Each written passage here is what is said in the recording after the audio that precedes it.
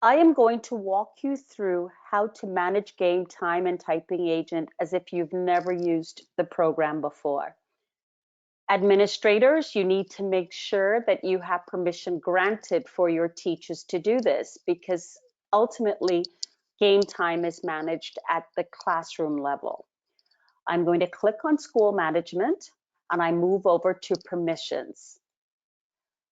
This tab here ultimately controls targets, settings, games, accessibility options, and the digital citizenship curriculum for students. Here, notice you have that in this area that you can limit this only to district admins, district and school admins, or the teacher there. Once that is activated, and then everyone in all professionals at your school, that is the district admins, the school admins, and the teachers will have access to making adjustments to the students' accommodations. School administrators, you won't have this district button, but you can still, the principle applies that teachers and the school admins can control this. I then click Save.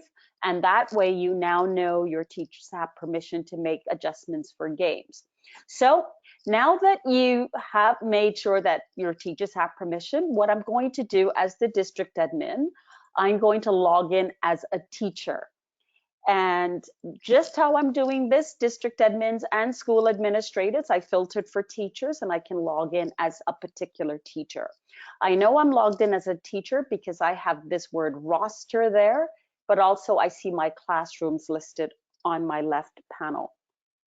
So teachers, there are 3 ways you can manage your game time in Typing Agent. I'm going to click on a classroom. I'm going to walk through, notice I land on students, so I don't want to deal with students. I want to look at my settings. I click there.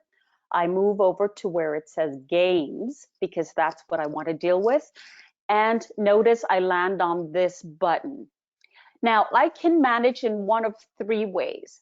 I can disable games and apply it. And then notice these little bubbles may happen. So I can go ahead, do it again. And now it shows me that that disabled is done. But I always want to check to make sure that the settings have taken. I click on my students and I can now log in as a particular student. And notice my game bubble is gone. I have no game icon there, so my students cannot play games. Now, I'm going to click this Return to Admin button. And it takes me back to my teachers page, because again, it says roster, and I'm going to click on that grade 4 classroom again. I go to Settings, Games, and now, if I wanted my students to have access to all of the games no matter what, I click Enable Games and I can apply.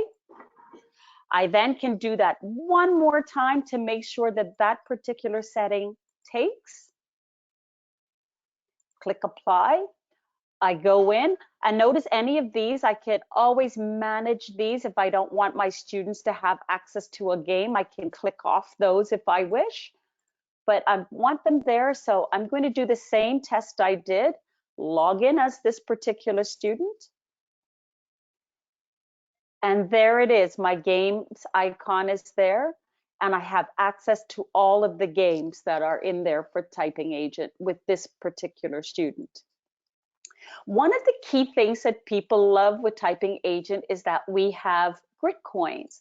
Notice I'm doing the same procedure, clicking on settings, then games. What many people like to do is use grit coins. Grit coins is our way of making Typing Agent more like an arcade game where you had to put quarters in before, but now we link this with lessons. Students have to successfully complete the lesson to earn 1 grit coin. So if they were to do a lesson, but they didn't do it well, then they will not earn a grit coin. So every time they successfully complete it, they earn a grit coin and then they can go and play the games. So I'm going to do that test, what I told you to do again. I notice it took and it says settings have been updated, but I want to make sure that it's done. Notice I didn't call your attention that there are students here on that are in my classroom. They appear. If I didn't want a particular student to have access to typing agent, I just can go, sorry, to the games. I can click off that student's name. I get a warning. Are you sure you want to do that? And yes, I do. Notice that student disappears. I click apply to enable the grit coins. And then I'm now going to log in as the same student I was using before, log in as that student, and the games are there.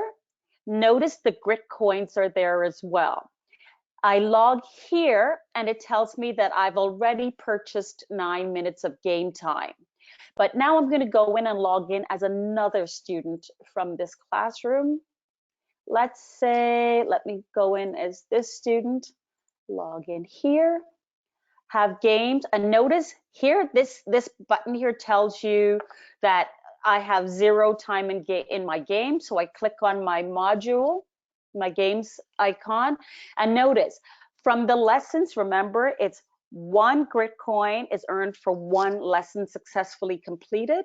So this person has 125 grit coins.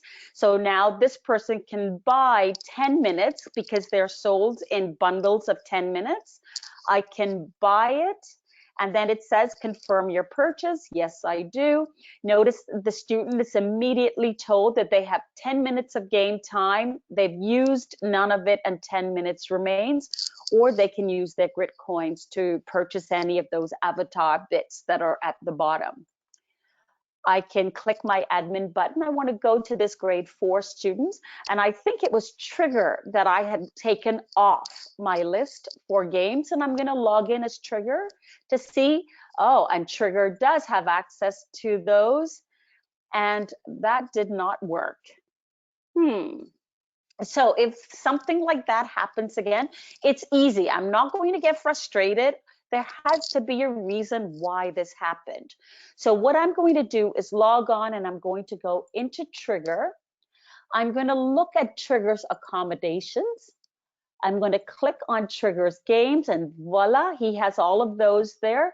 So I'm going to take for Trigger and disable them, and I'm going to apply.